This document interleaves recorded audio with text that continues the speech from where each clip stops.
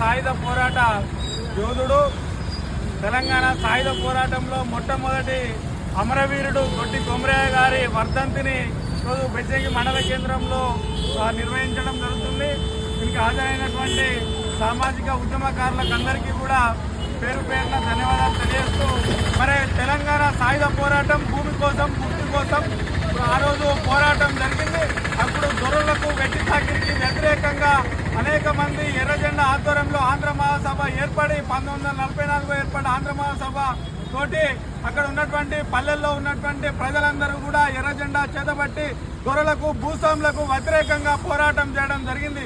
మరి ఆ పోరాటంలో కడవెండి గ్రామంలో ఉన్నటువంటి దొడ్డి కొమరయ్య గారు ఆ రోజు ఆ పోరాటంలో ముందున్నారు.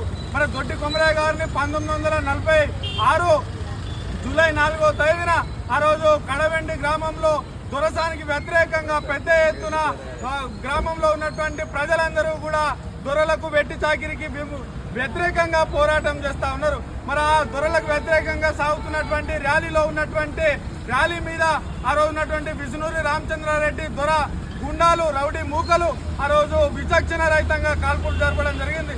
మరి అప్పుడు జరిపినటువంటి ఆ కాల్పుల్లో దొడ్డి కొమరయ్య గారు అక్కడికక్కడే ప్రాణాలు విడవడం జరిగింది. మరి ఆ రోజు దొడ్డి కొమరయ్య ప్రాణ త్యాగంతో ఉవ్వెత్తున వేసినటువంటి తెలంగాణ సాయుధ పోరాటం నైజాం సర్కార్ ను మెడలు వంచింది. ఆ రోజు నైజాం ను తెలంగాణ నుంచి గోల్కొండ కోటను బద్దలు కొట్టే విధంగా ఆ రోజు ఎర్రజెండా పోరాటం చేసింది.